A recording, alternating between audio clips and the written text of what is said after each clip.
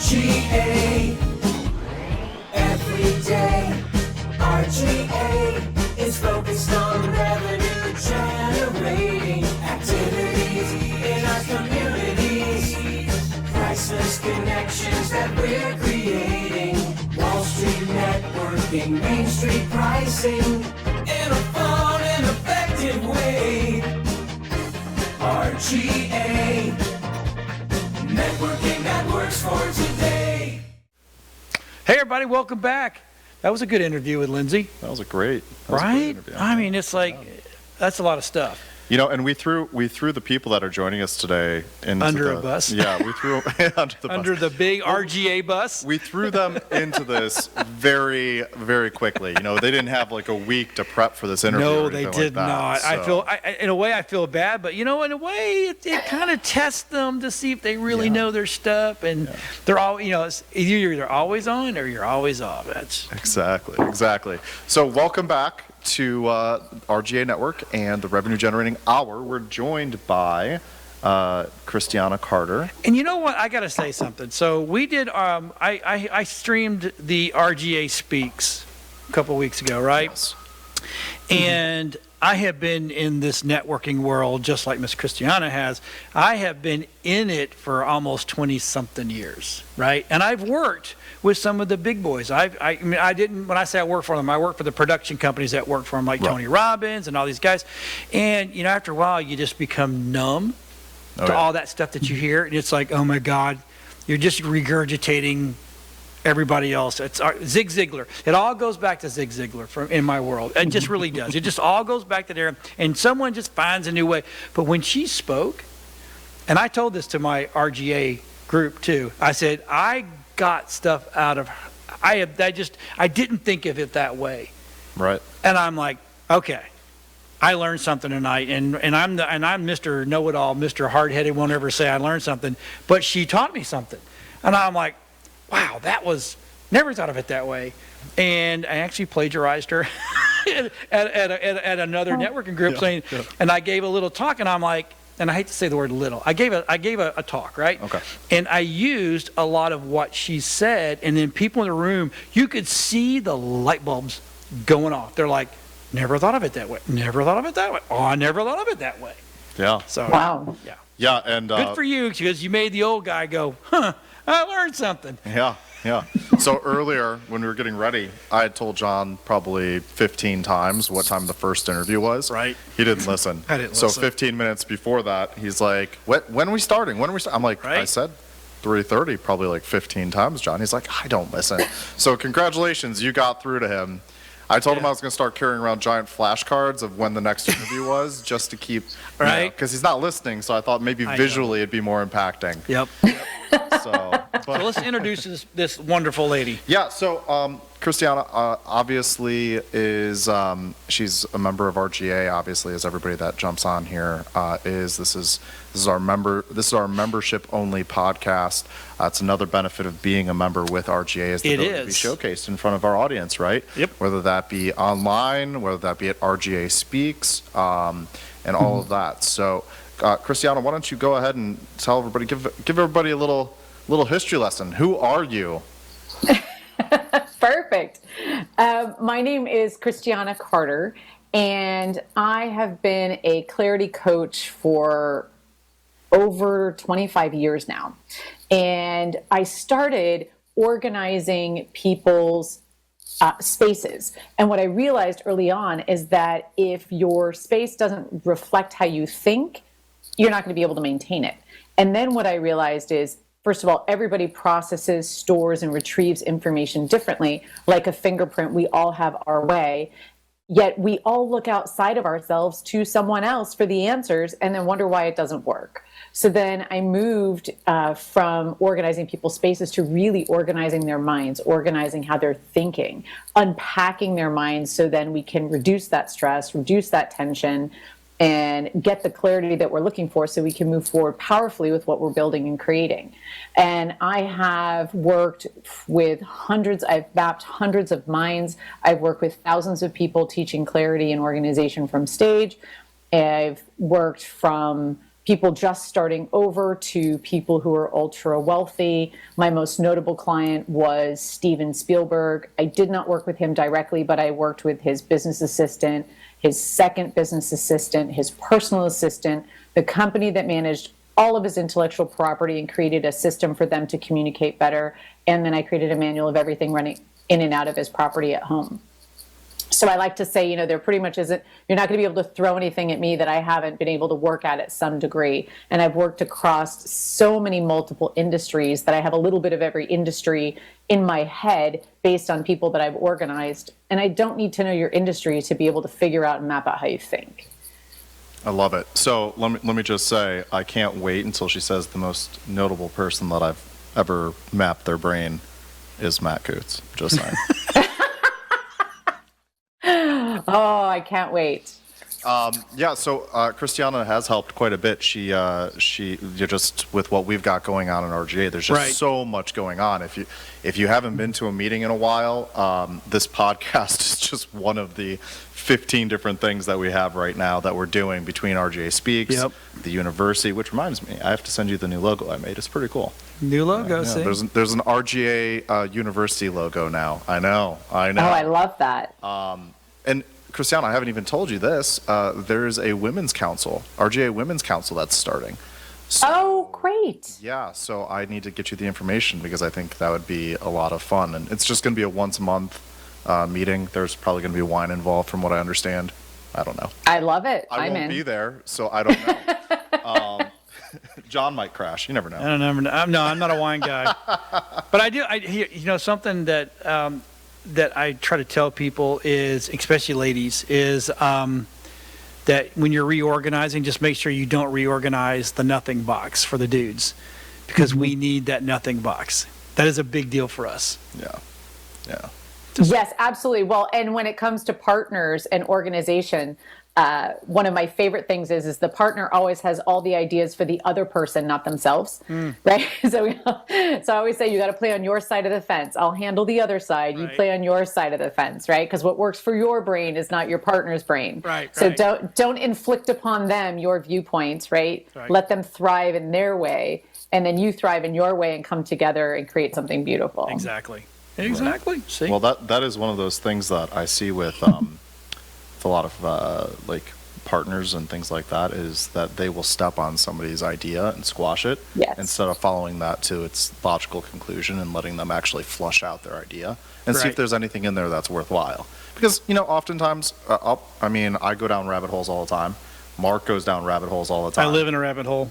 And it's I'm just saying. Yeah, it's knowing when is enough. I've begged to be back in the box, and no one will let me back in that box. No, the box is sealed. Ever. It's sealed. I don't understand it. I know I've made them mad, but you know what? Forgiveness is a thing, but it's just not happening for me. So okay, so we will rabbit hole today, because just in case you didn't know, this is the last podcast of the day of two. Granted, but we had to set up a lot of stuff today because this is the first time we're filming these. John got done from traveling to West Virginia, I went to West Virginia, and I left on Thursday and got back late last night, and my brain is just, it needs to be organized. I'm a little slow. Well, then you're in the right place. Right. So tell us, I want to say what differentiates you from your competition. That was one of the questions that I wrote down.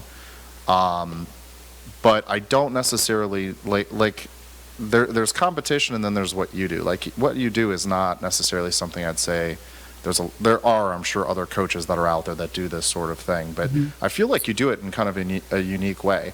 So just tell us a little bit more about like your process and what kind of like that unique or different perspective that you bring to the table and how you work through that with people. Thank you. First of all, that's a great question. And what makes me unique is that I have this ability to unpack your mind in a way where you find your own clarity. I'm not there to add anything to what you're doing. I look at it this way, that if we're saying life is a car and we're driving along, right, our car's getting muddy. And at some points in our life, we all know that we feel like we've been off-roading, and now like our windshield's covered with mud and we can't quite see, and we're like driving our lives by braille. And I am the windshield wipers that comes along that takes what doesn't work out of the way so you can see where you're going. And I haven't met anybody doing what I'm doing. It really evolved from seeing that there was a need and realizing that if you can organize someone's brain, if you can organize how they're thinking, all of a sudden then everything else can fall into place and it doesn't require the same level of effort. The challenge is if you think of a computer, right? How many tabs do you generally have open on your computer? Right? Okay, come on, answer that question. No judgment. 9, 10, easily 9, 10. Wow. See, Okay, that's crazy. So like I'll have maybe like 4 or 5, but here's what gets me. When you have multiple browser sessions open with like 20 tabs, because Mike does that. I'm like, dude, your computer is slowing down and you've got that thing upgraded. There's no way it's, and then there's like 15 browser sessions open. Yeah. I'm like, okay. Matt, exactly. You just said exactly what I do. We have so much stuff coming at us. You may only have a few tabs open. I just met someone today that had over 30 tabs open on their computer. Now, think about that in your mind. Every time you start a project or you have, I call them open cycles, right? Something that you want to do, something that you're managing. We hold everything up here in our head. The challenge is, how do you close a tab in your mind? Right. Nobody's talking about that. And the only way that I've found to do it effectively is by a tool that I created called clarity mapping, where we literally dump everything that you're handling on paper, and then your brain naturally sees what's important, and then it will self-select. All of a sudden, you'll be like, oh, wait, this is important. Oh, let me think of it this way. We categorize how you're thinking about it, and then all the stuff that's unnecessary goes away. And I've never met anybody else that helps you close the tabs in your mind. And unless you intentionally do that, we all know we have to organize our house, or things build up, and the more it builds up, our tension goes up. The more it builds up, our stress goes up. The more it builds up, we start dropping things. We stop following through. All of that eats away at our credibility, our productivity, and our bottom line. However, if you don't have that for your mind, you just end up slowing. So when you hit 40s, 50s, it's like, oh, I'm not as effective as I once was. Oh, I have that brain fog. Oh, I'm forgetting things. Most of that is too many tabs open on your computer and you just haven't had a download to reset it. She had to throw that 40 figure in there, didn't she? She just had to. She kind of like had to stick it in. What's wrong with 40? Nothing. 40 is easy. Here, I just arrived. The air is wonderful. Come on in. Yeah, I was gonna say It's refined. There we go. When you're 16 years later, then yeah, you can start worrying about that kind of stuff. So I love that term, open cycles. I think I don't remember 100% the study that I read. It was something along the lines of when you start switching from one activity to another activity or one thought to another thought, and they're like diametrically or they're just different, right? It takes something like 15 minutes to really like be able to refocus on whatever that task is when you get interrupted or you have something else going on. It does, right. And Yes. all day long, we're putting out fires, we're answering the phones, we're looking at emails that come in. So we're constantly being pulled, even if we are trying to limit those open cycles, right?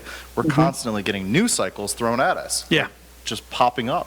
So that's clarity mapping, right? That's the process of like unpacking that and dumping it. Do you have any tips for like when you're going through your day to try and remain focused as opposed to letting all these other tabs open up? Absolutely, yes. And so clarity mapping is the unpacking of your mind, where we start pulling all that information out and getting it on paper. So that's the first step. Then the next step is, how do you maintain it? How do you keep it clean? How do you empty your mind every day?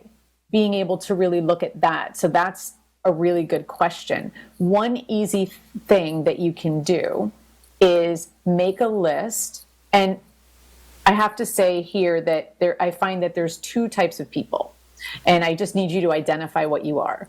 So there's the people that default to paper, that if they're going to write something down, they're going to grab it, they're going to grab a pen, a notepad or whatever, and they're going to, or Post-it notes, that's a big one. You're going to write it on paper. Or you're somebody that when you're going to make a note, you're going to open an app or record it that way. So just so we can stay engaged, John, which one would you be, physical or digital? I'm neither. Everything. How do you mean? I don't write anything down, which is probably horrible, but and I don't use an app. But everybody around me, even my own technical guy, Rob, he'll in the studio goes, "How do you keep track of all that crap?" And it's just there. It's just there. And when okay. So you're carrying open tabs in your mind. yeah. Okay. And so if you had to write something down, would you do it on a computer or grab a pen? Pen. Yeah. Pen. Okay. All right. And how about you, Matt? Would you be a physical or a digital person? So, in a perfect world, I'd be physical, but the problem, because the act of like tactile writing it down and printing it on paper or whatever, whether it's a dry erase board or whatever it is, I love my dry erase boards. Like I got a feeling we're gonna have a dry erase board up here. I dream about the day I just have like a room and it's hello all around me. Yep. Yeah, exactly. So I would definitely like prefer to brain dump on something like a dry erase board but the problem is I'm never in the same space, and I very rarely like have a notepad with me. So I tend to use it digitally on my phone, but it doesn't work as well. Like I know, I've noticed it doesn't work as well for me. Yeah, I tried. I tried using my phone. My problem is I guess sometimes it because I'm trying. The minute I start relying on other stuff, I forget. Right. The minute I don't rely on anything, I have a tendency to remember. Right. And I mean, and this is going to sound really bad. It's the same way with my bank account. Mm-hmm. If I start writing down, if I went and did my register like you're supposed to do as an adult, but my brain has always got a running tally of what's in there, and I know, and my wife will go, "Hey, well, what's in there?" Well, this is what's in there right now, and this is what's coming out. And then she'll look, and she goes, "How do you know that?" I'm like, because my brain has to work that way. Yes. So like literally Fridays, if I know I'm not going to be working much on Saturday, or if I am working Saturday and I know I'm not working Saturday night, literally before I disconnect, I always make myself a list. So that, and this is weird because I just instinctually do this now that I'm old and wise. Old and wise. Oh my God. Instinctually do this. I literally will write everything. I will like brain dump and write everything out, and then honestly, it's like cathartic. Like it feels like I can let it go and go have fun. But like otherwise, I'm like nervously trying to remember what I think I may have forgotten that next day. No. Especially if I go drink, which I never do. Here's something. Okay, so my wife, again, I'll go back to I drive her crazy because I watch a ton of TV shows and series on Netflix and Amazon and Hulu and Paramount. And if I have to stop somewhere in them, I can go back 2 weeks later. This is where I was at on Paramount. This is where I was at on this one. Like on Netflix, I'm in the middle of 7 series right now. And I just remember where I'm at and which one. And she'll go, "What are you watching?" I'm watching this, and this, and I'm here, and I'm not, and I know the minutes in that I am. Like 1 minute, I'm on one show, I got interrupted. I'm 30 minutes and 17 seconds in, and I still got 23 minutes to go. So I'm going to tell you this right now. 1, he's smarter than I am, and 2, I am way more OCD, I think, than you are, because literally, I will like freak out if I will lose my mind until like, okay, you ever have that like recurring nightmare where you feel like you might have left your door unlocked? I will have that 10 minutes from the house if I don't make if I don't like, like, cause I'm always on the phone. I'm always doing stuff. I'm very rarely like laser focused on one thing. So like, it's very easy for me to be like, I don't remember if I locked the door, and then I will freak out until I find out if the door was locked or not. So are we crazy? No, what's perfect. You guys just gave a perfect example of how quickly the mind jumps from one thing to another thing to another thing to another thing. And that's just an external representation of every single person's mind. Right. Every single person. So it was a perfect example. The reason I think, John, your whole business is video and knowing, and your brain categorizes minutes and things when you're recording and documenting. So it makes perfect sense that you're doing that in what you're watching, because it's already an organizational technique that you have and a skill that you've built. So it makes perfect sense that you would, of course, know where you stand with each thing. Oh, no. What does it say? Running out of time. We've got 10 more minutes. Oh, okay. All right. Good. So, He's got to get rid of it. He's got to get rid of it, though. okay. I have a thing over my face. Okay. Very good. So when it comes to this, a really great way of doing this. So what you both also realized is when you write it down, so you naturally do this, it's a decompression list where if you have open cycles, just take 10 things and write them down and then make a decision about it. Right? I'm going to get this one done on this day. I'm going to do this. And then assign it a time in your calendar and actually write it in your calendar so your brain can let go of it until it's ready to be done. Yeah. Yeah? So that's just one easy way to maintain. Now, I say this, but do people do it? Nope. Not unless No. you're going into a long weekend. Correct, right? You do it because you want to be able to hang out and enjoy your weekend. And it's the only way that your brain will let you off the hook. Literally. Yep. So, right? So you do it on Fridays because the weekend is important for Very you. rarely do I take or Saturday morning off, but like it's either. But like, being able to do that, Friday. yeah. It's just I don't want. So like for me, I have so many balls up in the air Mm-hmm. that I don't want to misstep or miss something because I know people Yeah. are relying on me for stuff. Right. So like Exactly. I would literally just freak out the entire time. I wouldn't be able to enjoy myself. No. Now you have a motivation. That's why. Now, John, I'm curious, what is it that you took away from my presentation? Just to have a clear vision on what we do, because I sit down with clients all the time that and I find myself getting into their business side, which I shouldn't do. So I have to stop analyzing what they do, and I know before I would sit down here and I would go, oh yeah, well we can do this and this for you, and this is what we're strong in. Then all of a sudden I'd be like, but we can also do this, and we can also do this. Oh, by the way, we can also do this, and I'm not clear about getting to what we can do for them. Yes. I always find that, and that's what I told one of the groups. I said, if you can't figure out your clarity, what you're clear about what you do, you can't help anybody else.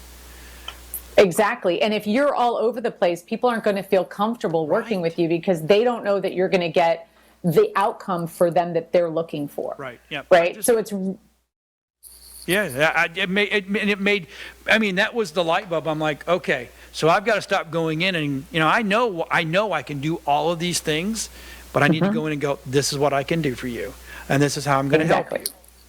I've really had to focus on like phases too. Because one of the things that I've noticed, like for me personally, like when I'm doing business development or I'm like coaching somebody on their business, like one of the things for me is I tend to go straight to grand master plan. Right. Okay. Like how do I take that business from where it's at right now to where it potentially could be? I look at the future potential and how do I get there? Most business owners don't have the clarity to be able to do that. No. They're too focused on, so I had to really knuckle down and be like, okay, phase one is your immediate wins. What can we immediately do to cause, like whether it's reorganization, doing the clarity mapping like Christiana does, what's that first win that we can get and how quickly can we get it? And then let's look at the progression of where we want to go. Right, exactly.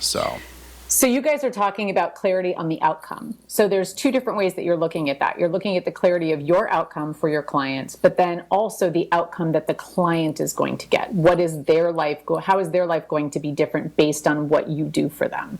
How is their life going to improve? So you're talking about it from that viewpoint. And again, it really comes down to you have to have your clarity first.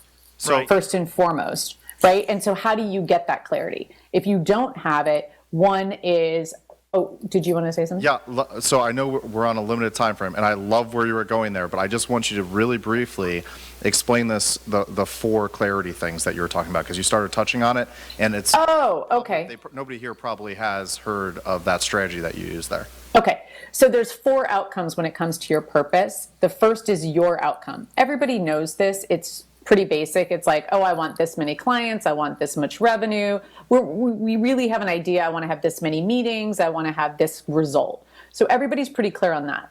The challenge is most people have no idea their client's outcome. So if I'm a coach, I'll say, they're going to feel better. Okay, that's great, but that's not the client's outcome. The client's outcome is you want to take it, you want to say, well, why me? What does this get me? So if I'm clearer or I'm happier or I'm more settled, okay, if I'm clearer, happy, and settled, what does that get me? You want to get in their head. Maybe it gets them in a position where they can finally expand their business. Maybe it's that they can actually get into a relationship and maintain a healthy relationship. Maybe it's positioning them where they're open to an opportunity where they could joint venture and actually create a whole new thing with their business. It's really getting clear on what the outcome is. So what's possible for them having worked with you. The other one that's really important is, what is your ideal lifestyle? So your ideal future style is what you're building going to sustain the lifestyle that you have, right? If you're working 90 hours a week, are you going to have that quality of life in your home, right? And have that quality of life that you want to build going forward. What works in your 30s and 40s does not work in your 50s and 60s and 70s. So really doing that midlife. Yeah, exactly, right? So it's doing that midlife review of making sure you're on track, because again, we focus on building in our 30s and 40s and even in our 50s, but that doesn't work with each decade, it adjusts. And then the last one is your ideal business. So are you setting up your business in a way that is going to be sustainable for what you want to be building in your growth phase? Or maybe you're in a maintenance phase and you're just happy and you have a great business and you're happy with what you've got. Or maybe it's a duplication phase, or wherever it is in your business, make sure it's set up in a way that you're actually going to be building something that feels good for you. Wow. Because a lot of times people will build something hitting a number that they want in their outcome, but it doesn't build the business that they're looking for. Right. So really being able to, how do you come into your life and do an evaluation where you're able to pull all those pieces out, look at your life and say, okay, I was just working with a client over the weekend and we mapped out her entire life and we realized 75% is spot on. She is killing it in her life. But in her business, the way she was setting it up is she was focusing on like when she was in her 40s, and she's not in that same phase. So what we did is we adjusted it, and she actually accelerated her timeline to get the result faster based on adjusting how she was going about it. Awesome. Okay, so we don't have a ton of time left. So let's kind of wrap up here. I'm really happy that we were able to go back through and explain that, because I think that's super important for people to understand. Yes. And I love how all of those chain together, and the business part of things doesn't happen until you've got everything else figured out, right? Correct. Until you've got everything else figured out, you don't even know what you're really trying to build. So if you haven't yet, obviously you want to check out what Christiana has going on. Christiana, where can people get a hold of you? How do they find you? Absolutely. You can find me at claritymapping.com.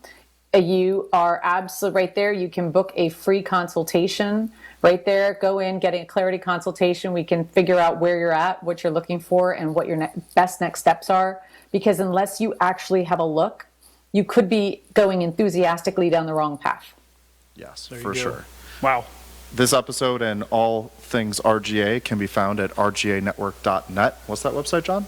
RGANetwork.net. Fantastic. Thank you so much, Christiana, for joining us for this first round of podcasts of the Revitalized Revenue Generating Hour.